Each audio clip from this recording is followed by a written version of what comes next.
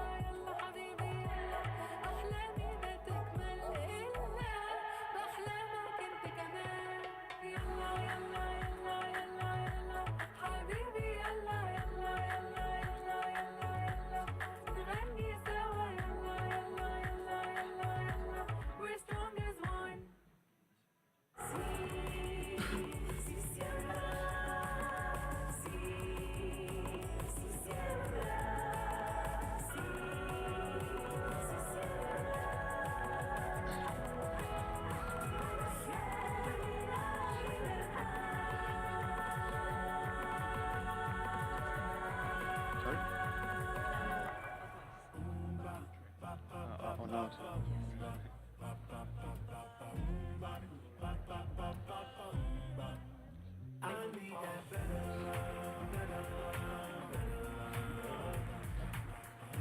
Good morning, everyone, and thank you for joining us in this extremely important session.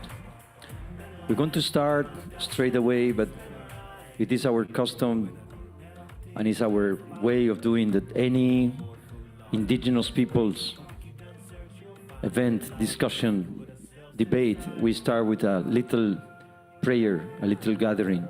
So I'm going to ask, in respect, our elder, Mona Polaka, to please join me in the stage. Sister.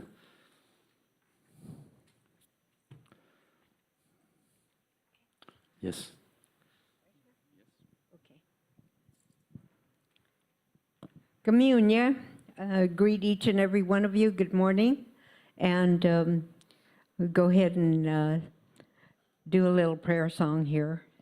And welcome again to each and every one of you as we gather here at this time and give thanks for this beautiful, wonderful day. And also remembering all of our loved ones, our relatives, our people that back at our home places where we come from, and may they be well at this time. And each and every one of us as we go forward, and some have already left, and have good journeys, and the good travel spirit could be with us as we travel back to wherever we came from, to our home places, and we find all of our loved ones, our relatives, in good health, good spirits, and each and every one of us and our families and our people could be blessed and protected from all danger, evil, sickness, and also all of our lands, our homes, our fireplaces, and all of our medicines, and all the things we hold near and dear to our heart, the things that make home for each and every one of us. Call upon you again. Say this to you for all my relations. Escali. A mustum ho in each of thee, mustum ho in each of thee, mustum ho in each of thee, mustum ho in each of thee. Hey na hey ne o eh. A mustum ho in each of thee, mustum ho in each of thee, mustum ho in each of thee, mustum ho in each of thee. Hey na hey ne o eh. A mustum ho in each of thee, mustum ho in each of thee, mustum ho in each of thee, mustum ho in each of thee. Hey na hey ne o eh.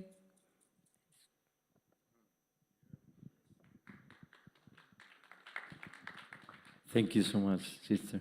Yes, thank you so much. Pablo, please. So now, again, welcome to this important discussion that we're going to have entitled Indigenous Peoples' Food and Knowledge Systems for Peace, Food Security, and it's about the work on the Global Hub, an innovative tank. I'm going to call now into the stage Chief Descaje. Please join me at the stage. Take one of the central chairs. Let's give a round to Chief Descaje. I'm going to call our sister, Bina Laxmi Nepram. Please join us at the center chairs, please, Sister Bina. Let's give a big round to Bina. I would like to call our brother, Pachakanchai, also to join us, please, in one of the central chairs. And our dear sister, Judy Kipkenda, to please also join us. Please, Judy, join us sitting next to the Chief Descaje. And we are going to start straight away. We're going to start straight away our panel. And I would like to invite Chief Descaje to open with some words of peace and, in a way, setting the tone for the discussions we are going to have. Let me pass you the microphone. Here. Okay. Yes. Scanos, Wogego.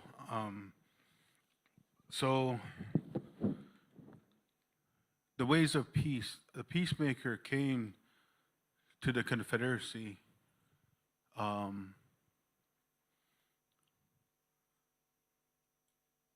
because he was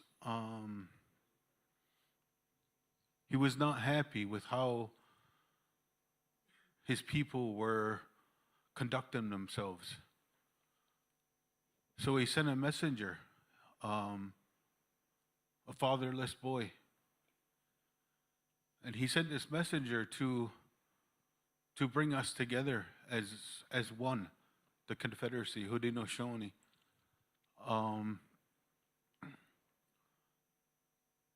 And he went along and visited each nation, explained his message of peace. And it's like I mentioned earlier about that condolence ceremony and the power of those words, because he approached the most, I'm going to say the most evil, because they were the chiefs, or they weren't chiefs at the time, but he approached people that were, had an influence and had a following, but they were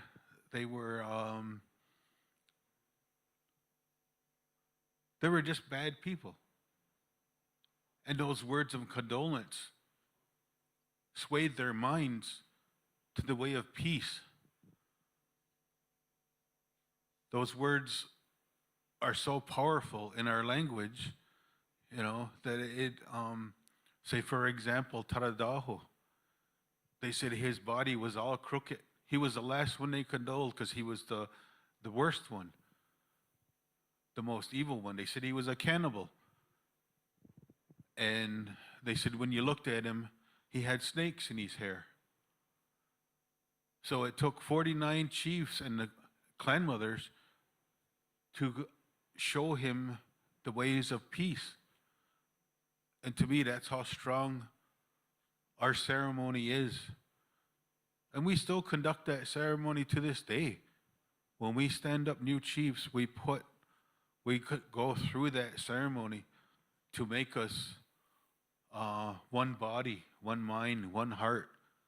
And that's how we conduct ourselves, you know, when we counsel, so that we do get that consensus. And then when he did that, he took this white pine tree and they uprooted it. And underneath there was a river flowing. And that's where we threw our weapons of war. And that river washed him away. He stood that tree back up. Underneath that tree was 4 white roots that went into each direction. And they say, if anybody wants to come under the protection of that great law of peace, they follow those white roots to the Haudenosaunee. And if you look at our Hiawatha belt, that's what it shows. It shows 5 nations, but it doesn't end. It's like the Truro, that those last squares on each end continue on so that you can add more nations.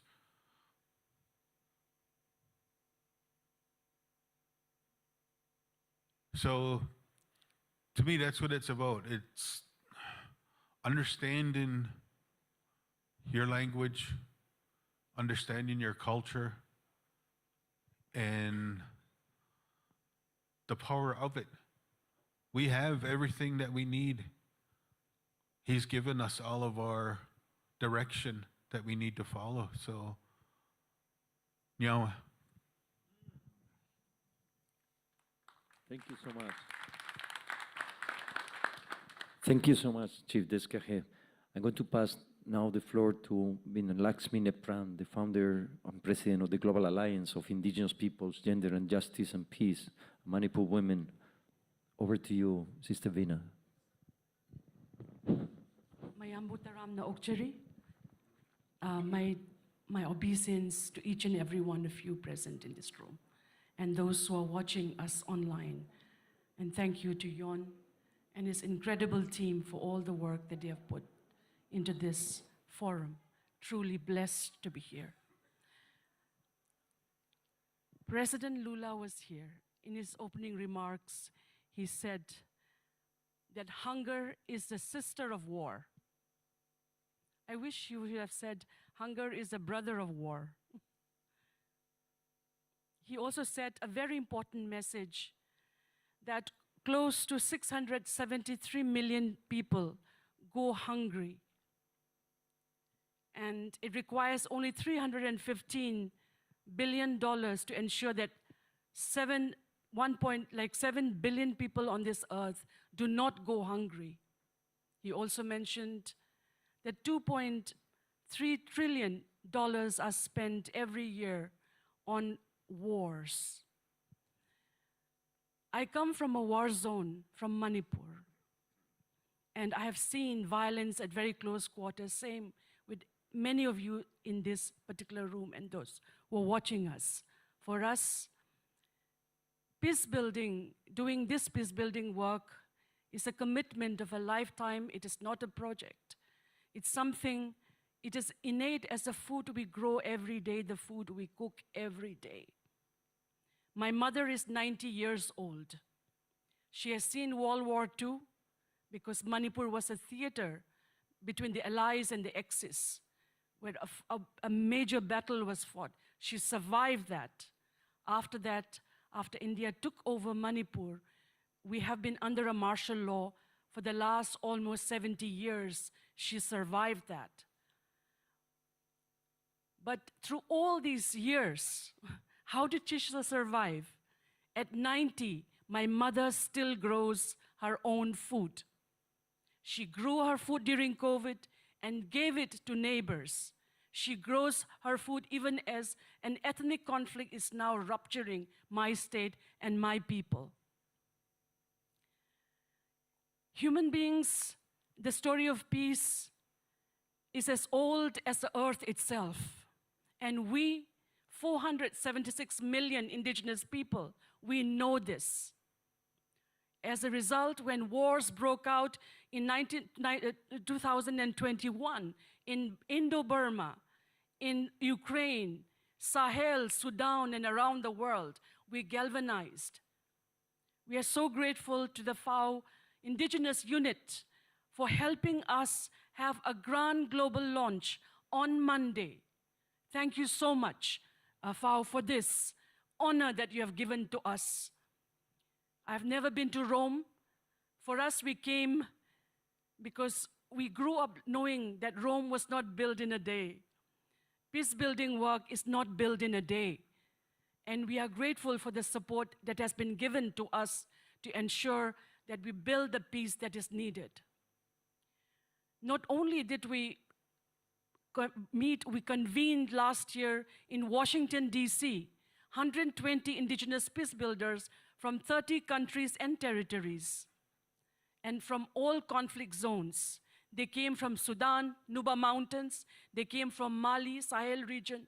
They came from Manipur. They came from Burma. They came from Ukraine.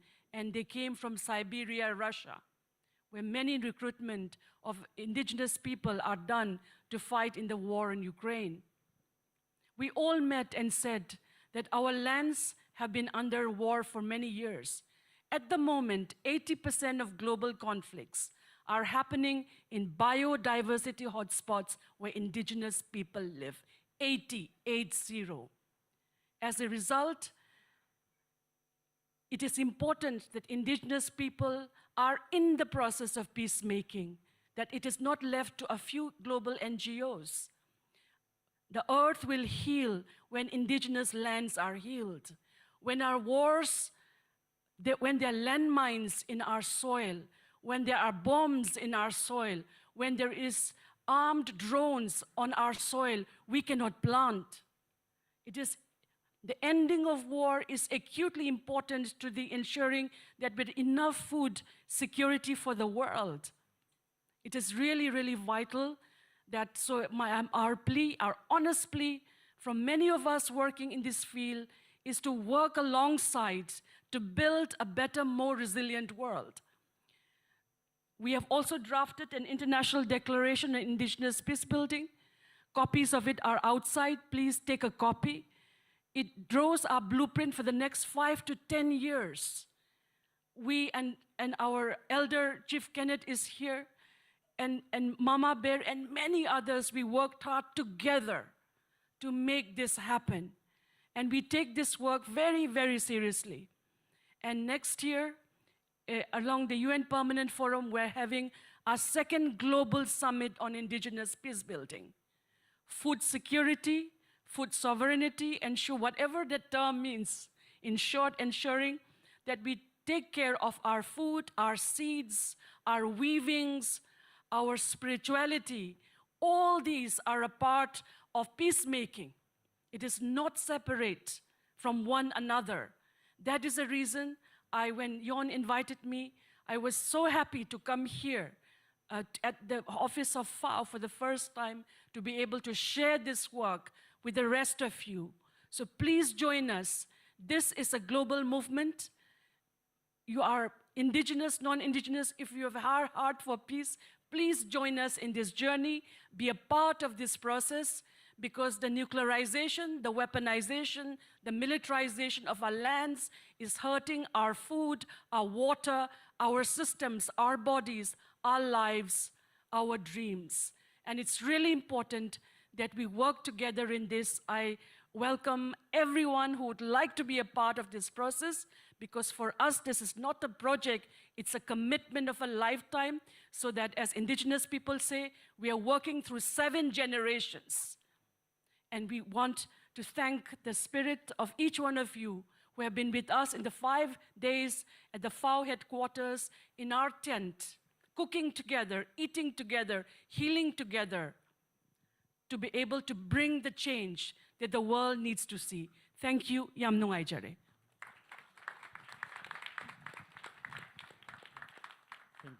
Thank you so much, Bina, for the incredible work that you're doing, but thank you so much for your words. So we're going to move from the Manipur Mountains now to the Ogiek Mountains. And I feel honored to be with our sister, our food hero, FAO World Food Hero, Judy Kipkenda. She's a Koibaket Ogiek woman from the Ogiek Women and Youth Network in Kenya. Sister Judy, tell us a little bit about some reflections about reciprocity, how indigenous youth contributions are being forward in terms of revitalizing knowledge sharing. Thank you so much. Thank you so much. Thank you so much, Brother Jon. I'm deeply honored to share this stage with my very knowledged and elders and big sister and my brother there. And I'm also very honored to stand and sit in front of all of you just to share my bit. Reciprocity, just the word itself, it means you give me, I give you. And that's exactly the principle that applies to me, my community, our forest. We, the Ogiek people, believe we and the forest are one, because the forest gives to us, and in return, we also give to the forest. The forest gives us food, it gives us medicine, it gives us a shrine, it gives us life. In return, what do we give to the forest? This is a question that we as young people from the Ogiek community sought to answer, because we could not continue saying, our ancestors did, but what are we doing as a young people? So to reciprocate the efforts of our ancestors and the giving nature that our nature has given to us, we thought it's our turn to be that bridge, you know, not just letting everything to be a history. Our ancestors used to. What are we doing as a young people? So we thought of ways to give back to our nature, to reciprocate the kindness that Mother Earth has given to us. As a young people, during the week I've been speaking about retracting back to our steps. And in the process of retracting back to our steps, the issue of our traditional indigenous knowledge comes to our mind. I'll have to use the word again, our ancestors, our forefathers, our foremothers, they survived in rich traditional knowledge, rich traditional ecological knowledge, the foods, the seeds, the waters, yeah? So we indigenous young people in my community sought to go back and reclaim back that rich traditional knowledge. Well, it is not in our position that we have the knowledge, but we have to go back and get it. So how do we do it? We had to find a way to revitalize it. Our indigenous seeds were getting lost, actually extinct, because you all know about the GMO. And as I've been saying in different forums this week, we reached a point we realized these seeds, these foods that we are eating, they are killing us. They are killing Mother Earth. So we thought the best thing to do is to go back to our rich traditional knowledge. We started regenerating our traditional seeds, the traditional sorghums, millets, bean varieties that used to be consumed by our foremothers and our forefathers. We went back to beekeeping. It reached a point where my generation, people think like honey is bought at the supermarkets. Yet our mothers, our fathers used to harvest the honey from the forest. They did not have to buy. They just have to place a traditional log hive and later on allow the bees to do their work and go and harvest. So the young people, we are going back to our ways, going back to our indigenous seeds by trying to preserve them and regenerate them. We regenerate and we seed bank them so that it can be shared amongst the community and make sure in the near future we have enough as a people so that we reduce this over dependency of foreign seeds that are brought to us which are not culturally appropriate to us, they are not good for our health, but most importantly, they are not good for Mother Earth because they will need so much farming inputs. And since we are talking about reciprocity, it means if we decide to go through with the seeds that are brought to us, which will need farm inputs, Mother Earth is giving so much to us, and we are giving so less, or actually, we are destroying it. The issue of technology, we live in an era where the young people, we are led by technology. So the way we are leveraging the technology as young people, just in terms of giving back, our ancestors have rich knowledge. Unfortunately, we are losing most of our elders, and they are going with all the knowledge that are very beneficial to us and our future generations. So we as young people, we are leveraging it. We are doing something we call oral histories documentation, whereby we try and interact with our elders as much as we can, and we collect all these information that they have, and we store them in libraries, not just for us, but for our coming generations, because we believe we are the elders of tomorrow. And if we do not make a point of making sure that we gather as much as we can from our existing elders, there'll be a gap. And it will be so hard to bridge it because once they go down with all the information. We're also using technology in a different way because, as I've said, most young people are on social media, you know. So we're also using social media as a means of passing down the information. The information on important things, for example, if you're talking about our culture in terms of how we used to cultivate our crops, how we used to harvest the honey, how we used to take care of the bees. Because you see, there are so many unsustainable ways that have been introduced for beekeeping. And I'm sorry, I'll be so biased to beekeeping because that is our way of life. We focus more on beekeeping because it's more important to us than even the seeds and other crop varieties. So the unsustainable apiculture practices that have been introduced, if we do not capture the older or the traditional beekeeping practices that were very kind to the environment, that was also very kind to the bees, we realized that the new apiculture methods, they are killing the bees. They are causing fires in the forest. Yet we had our own ways of honey harvesting. We had our own way of investigating if the bee is sick and how to treat them. So these are the kind of traditional knowledge that we are trying to capture using technology by documenting them and storing and maybe sharing with the young people, because we have a younger generation who are much younger than me, and we try to make sure that we keep passing this knowledge. We hold learning exchange, intergenerational learning exchanges between the young people and the elders, just to make sure the knowledge that needs to be passed down, so that once it's passed down, the younger generation will be able to understand and be able to take care of Other Earth, and in a way, when we take care of this Mother Earth, it will also give back to us by making sure that we are healthy and we thrive. Thank you so much. Thank you so much, Sister Judy. It's great to be here with a FAO food hero. Thank you so much. So we're going to move now to the mountains of Colombia, and I'm honored to be with our brother Pacha Kanchay from the Yanacuna people, and spiritual leader of the ONIC, Organización Nacional Indígena de Colombia.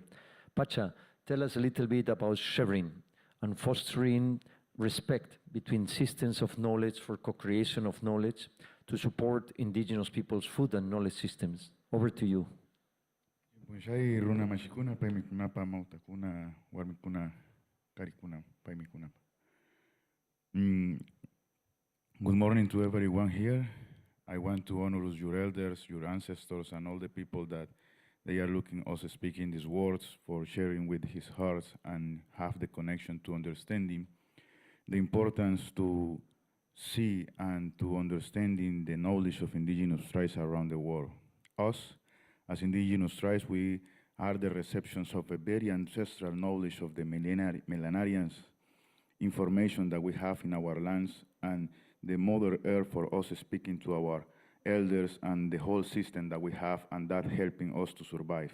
Yesterday, when we had a specific meeting in the Museum of Hope, some periodists tell me, please explain to us why it's important to speak with this archaic method of that you have as indigenous tribes. And that was so funny because we say, this is not archaic method, this is not an old method, this is the innovation of the new era to understanding if we can survive to wars, to killings, to so much things, to so much epidemic situations around the history and the whole change of the world by millennial times, and we're still here as indigenous tribes. That means we have a specific knowledge and the secret to survive to different kinds of changes in the world and in the time, in the weather, and our elders and the knowledge that we have helping us to interpret the different moving of the weather, the planet, the cosmologic situation as humans and the whole planet that we are living. That means this is a whole system of healthy, system of knowledge, system of education, system to interpret what is the good time, to what we need to eat, what we need to hunt, what we need to farm. That means that our system of food is a very complex knowledge to have the bound with the creation, with the earth, with our healthy, with our thoughts, with our wisdom, and with the whole things that we are living around. That means with all the things that we are doing as indigenous people, our connection with the whole harmony of the creation is very different than the system that we have right now with the Western food and the whole things that happening with the GMOs and all the things with the manipulation of the food. With these things, we say, Brother John and all the people that you are here, the indigenous people around the world, we have a lot of things to share with the new science, to say, look at this, if the humanity can have the harmony to have in his own life, tradition, and discipline to take care yourself with the whole things that you are doing as a human, you can live in harmony with the planet and so much things that they are happening right now in the psychological mind, in the parameters of the spiritual situations of the healthy, that will be not like the people feel right now. The humanity are sick. This is a reality. The people in his mind are sickness. But if you want to change this, we need to see what kinds of life we have. And in all the indigenous systems that we have are telling us with the specific teachings how to live, how to do, how to have balance with the life in harmony.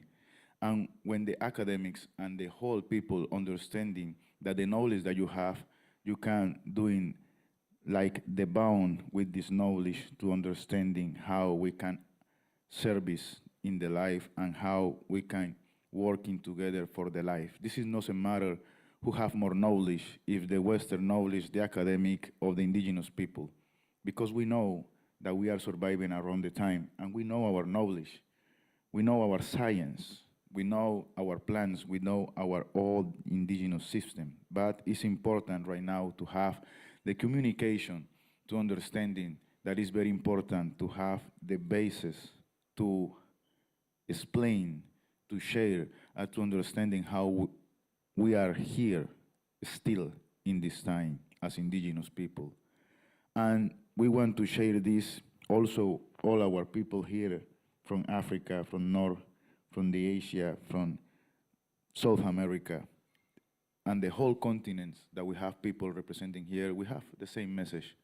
Please, we need to work together for continue in the life. We need to work together for save the planet. It's not save the planet from the same planet. We need to save the life of our Mother Earth from ourselves. Thank you so much. Thank you. Thank you so much. I want to thank Chief Descaje, our sister Bina, our sister Judy, our brother Pacha. Let's give a big round to all of them. And I'm going to kindly ask you in respect to allow other brothers and sisters to join the stage. So please, if you can step down. And I'm going to call now, as you know, the Global Hub is really an innovative think tank that co-creates knowledge, thank you so much, around the 7 sociocultural regions of the world. So we work from the Pacific to the Arctic and from Central Asia all the way to South America. I would like to call into the stage our sister Rita Seumana Nuftafa Palala. I would like to call into the stage. Please, Rita, join us. Let's give a round to Rita, please. I can see you haven't had coffee this morning. Let's give another applause to Rita, please. Now, everybody have a double espresso when we exit the room. I want to call into the stage our brother Edmond Dunias, please, and our sister Carol Zabaleta. And I'm going to ask our director, Benjamin Davis, also to please join us in the stage. Let's give a big round. Do I need to call coffee into the room? Let's give a big round for the panelists, please. Thank you so much. That's much better. And there's an empty chair by my side. Oh, you look spectacular. I thought you had abandoned me. No, I thought you had abandoned me. That. I was about to sell As your Pacha chair. said, we're here together. We need to do this together. Welcome. I'm so Thank happy to you. be here. So let me carry on and give a big round for our sister Rachel. She's joining us now in the stage. Thank you so much for making it. Thank you. And I want to pass straight ahead. I'm going to pass to our sister Rita. Rita, thank you so much for being here. You come from all the way from Australia, but I know that you are the national of Samoa. Thank you so much for being here. I want that you tell us a little bit about the importance of caring, acknowledging and nurturing each other, and how we do that in the Global Hub on Indigenous Peoples' food and knowledge systems, and why, in a way, we're trying to co-create knowledge that works for Indigenous peoples, for scientists, and learning from each other in respect. So over to you, and thank you for being with us, sister. Thank you, Jon. Good morning, everyone. Taya manuia, fatalofa atu, lipa ia mane malu au fia le nei tayao, malo le soifua manuia, mane langi mama ile alofa maleanga le atua. My name is Rita Semunutafapalala. I'm Samoan, and it's been a wonderful week of sharing knowledge sharing culture, sharing information, and I am truly honored to join you all this week as a member of the Indigenous Advisory Group. We worked on the development of the Hope Room within the FAO Museum, and there are some things that I wanted to share. I come to you with a spirit of gratitude. In all the conversations, particularly in last night as we had the Pacific Circle and talked about caring for one another, caring for each other during these times of crises, caring for our different island states in the Pacific, caring for our Pacific communities all around the world, whether they're in the village or outside, and caring for each other through our Indigenous group here. And I wanted to talk about, maybe I'll just highlight a few concepts. And one of them I wanted to bring forth was the sharing of language. It's truly been an honor to hear the different cultural concepts, Indigenous words that our leaders here have been using. It is so empowering to hear those words, to bring legacies and cultural knowledge to life. Our ancestors are in the room when we speak the language of our people. And I'm truly thankful for that. A concept of inati. An inati is a Tokelauan concept. Tokelauan is a three atoll country in the bottom of, not the bottom, the south of the Pacific Ocean. And one of the cultural concepts that they prioritize is inati, where the distribution of fish is done equally so that no one is left behind. And I think of that as I think about us being here today, that we're all in this together, and that we don't leave anyone behind, because we all have the same goals, we all have the same love for our people as we are here today speaking for and about and with them. And I also wanted to highlight this feel of community. In the Samoan culture, individualism is really not a thing until you move out into the outer worlds.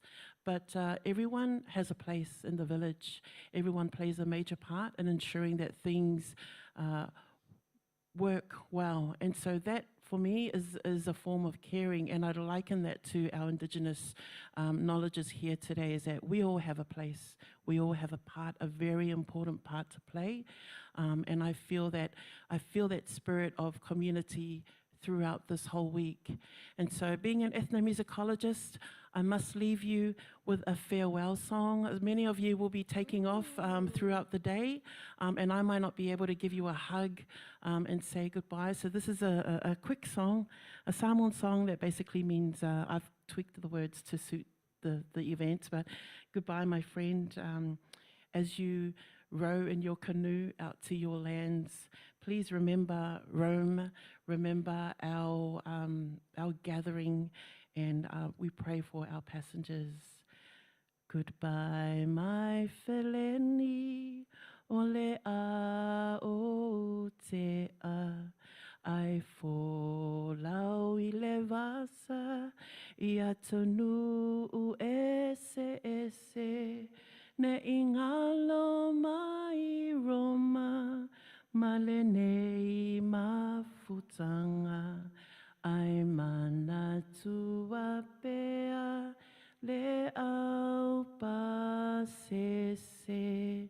Oh, I never will forget you.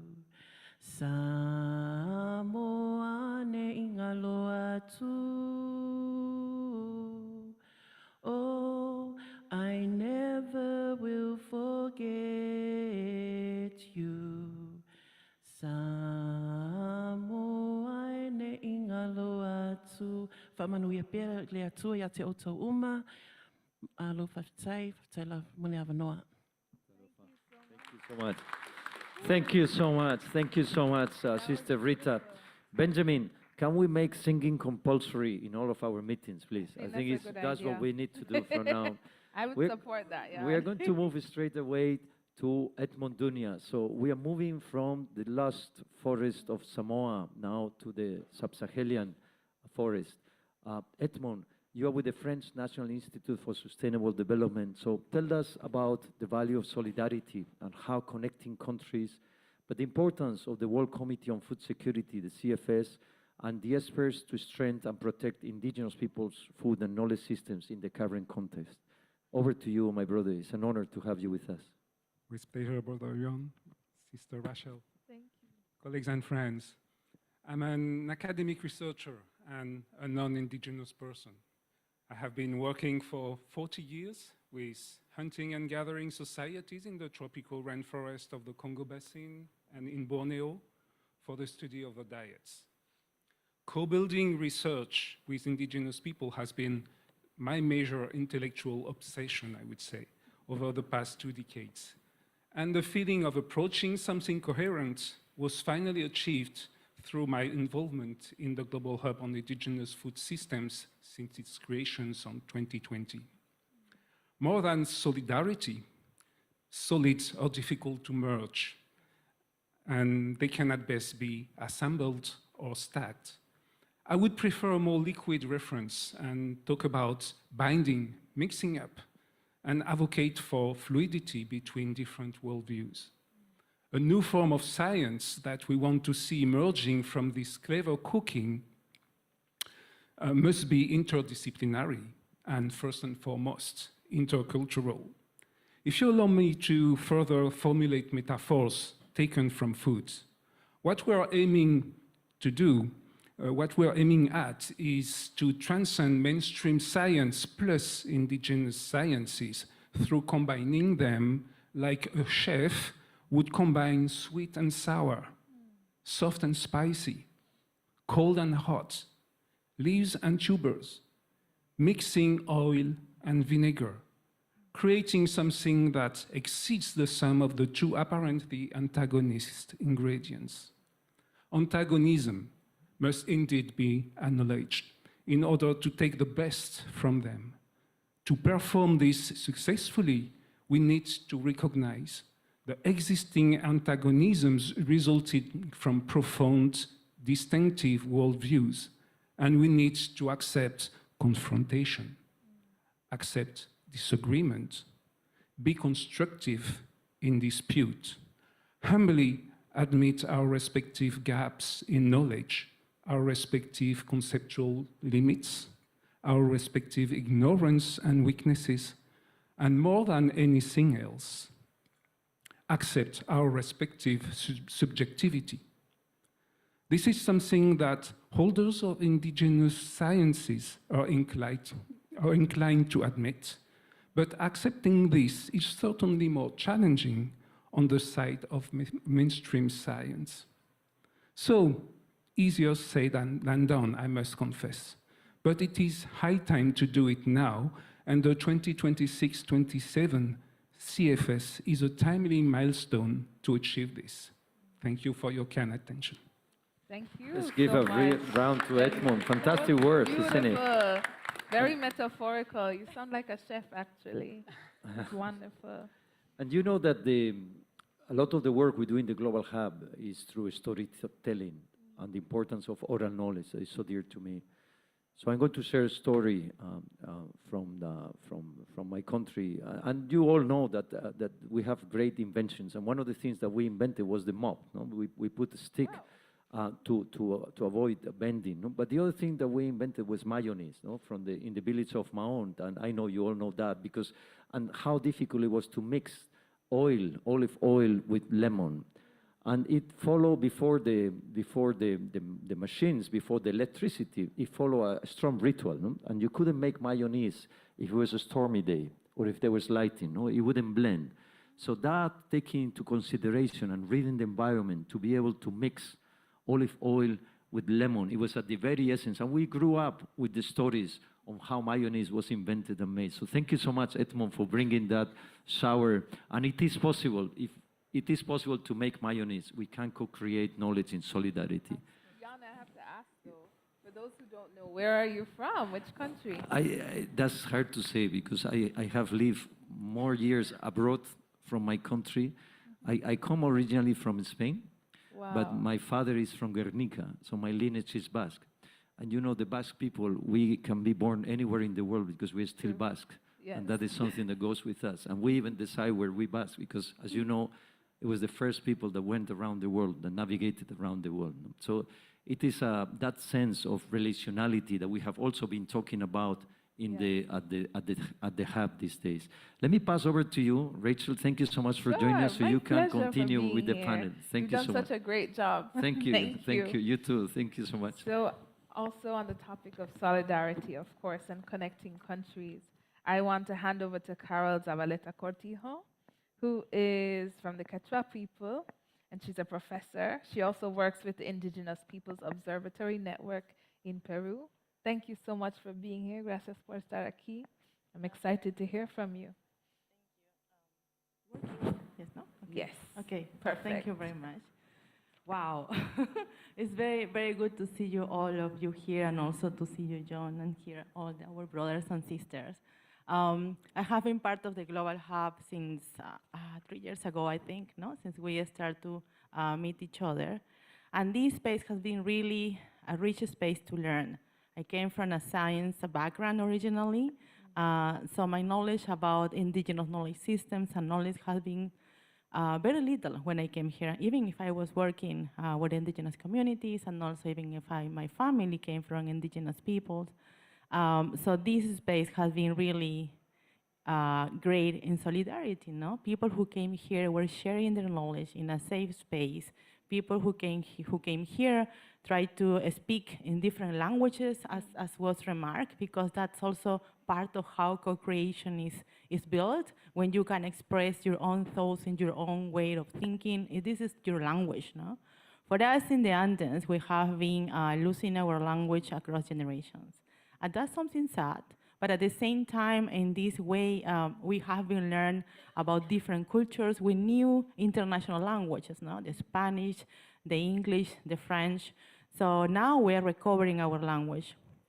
And in these days, as part of my scientific work, I am happy that I've seen how the world is getting more solidar with indigenous peoples, indigenous knowledge. And now I am learning more frequently about indigenous science, no? Because it's not only about indigenous knowledge of indigenous knowledge system, but also it's science, no? Indigenous people have been building science since the very beginning, and also the science that we learn at the universities.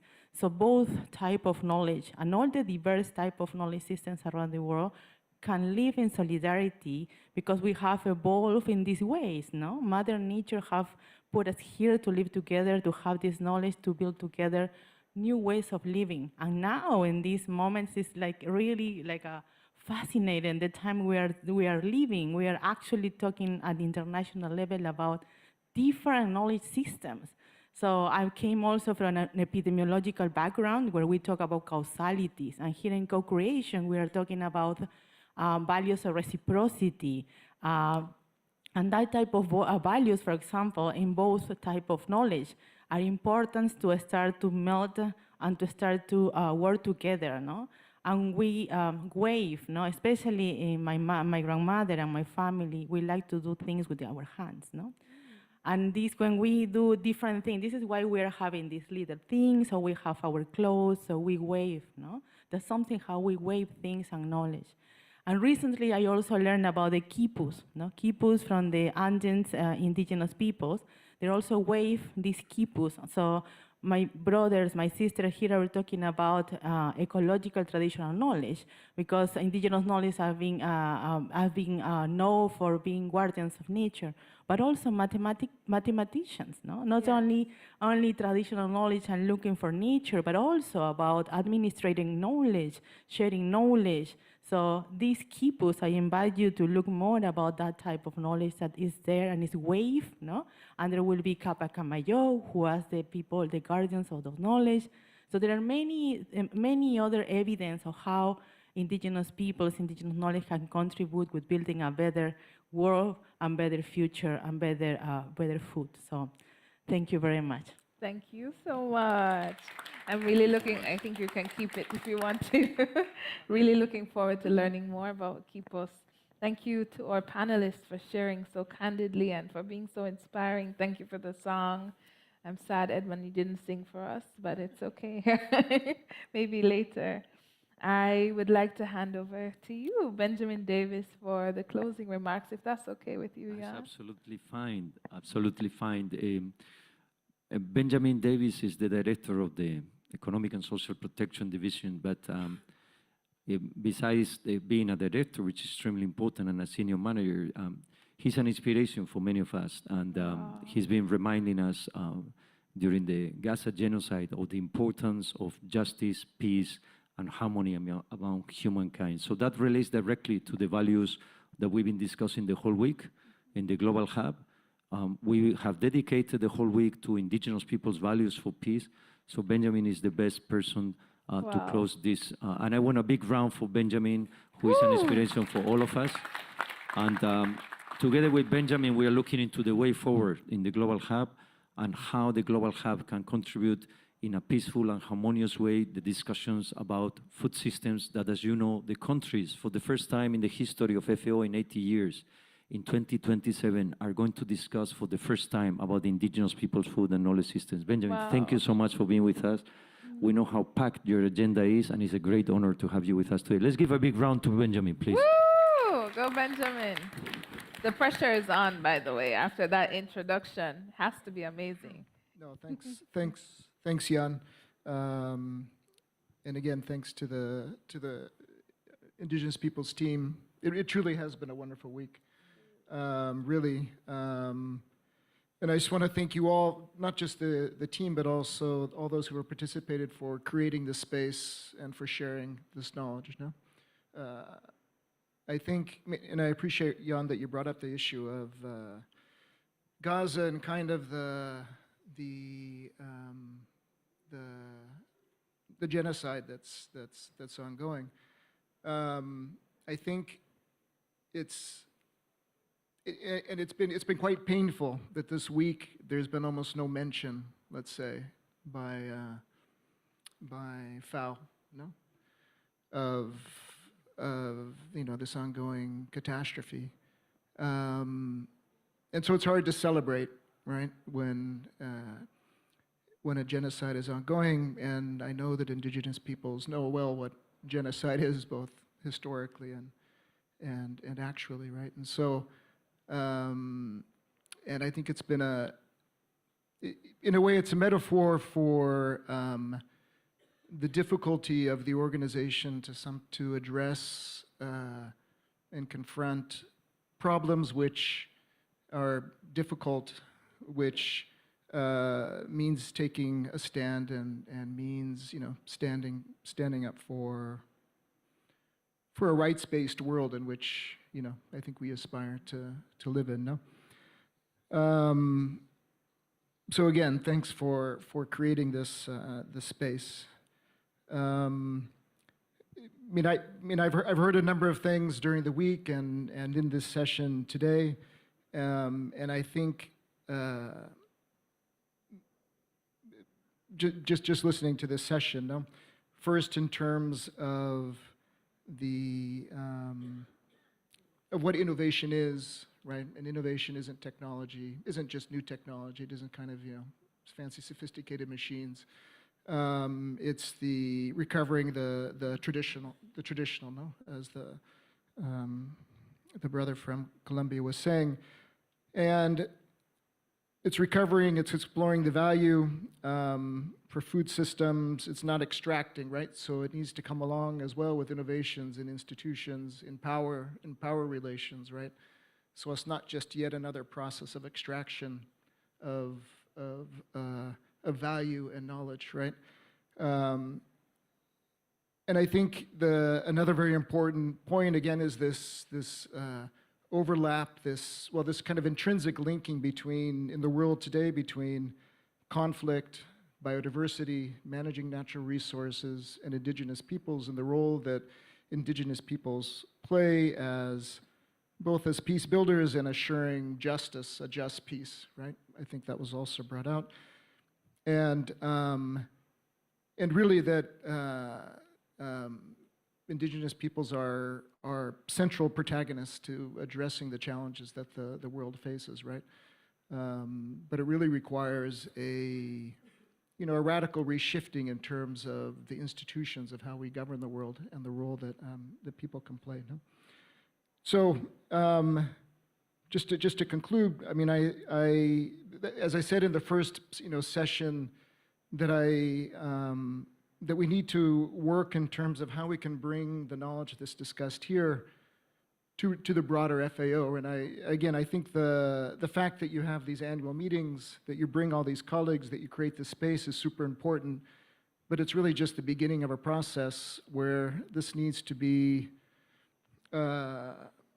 incorporated, and in the process that you were kind of discussing, how can that be part of the brought in and weave together, let's say, with the way FAO works, with the knowledge that FAO generates, the leading role that FAO plays, right?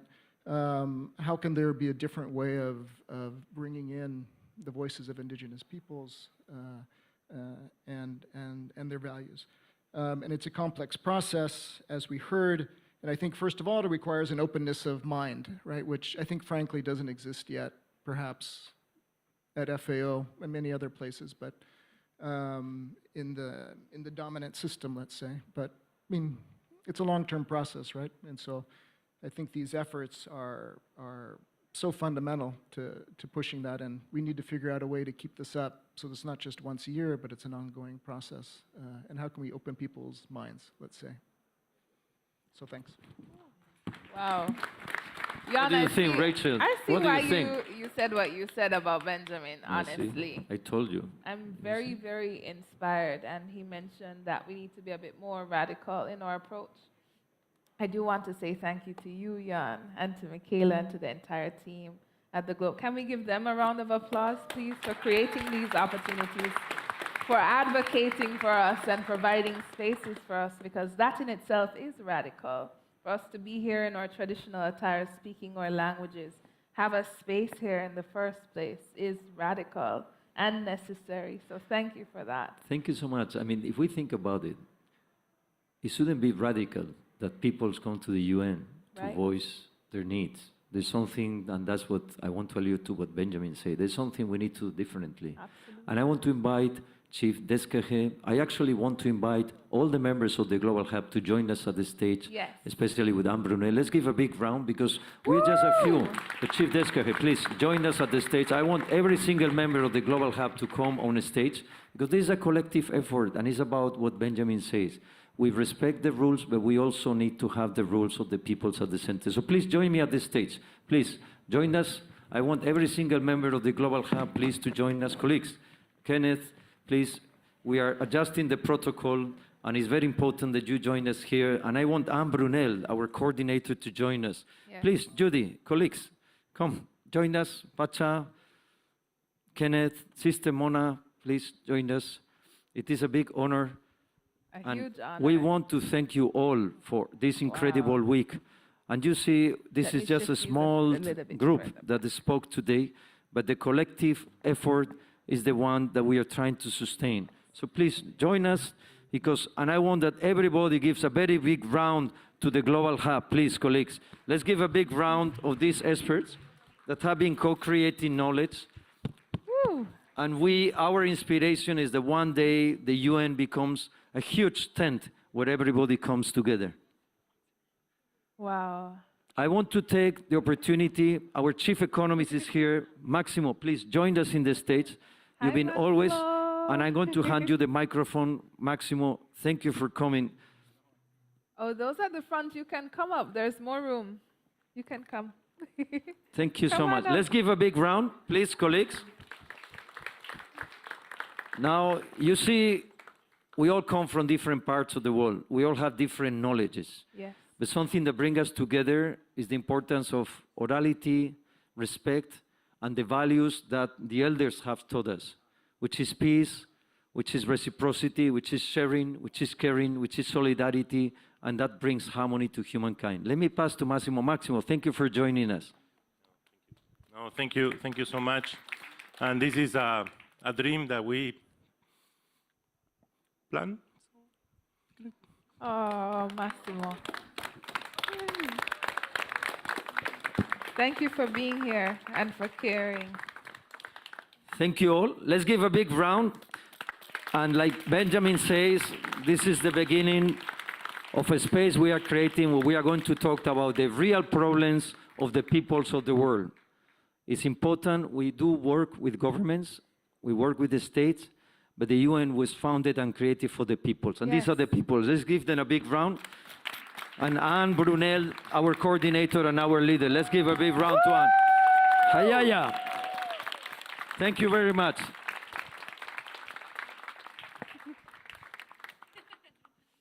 Ooh, that's it. You look beautiful. Thank you all.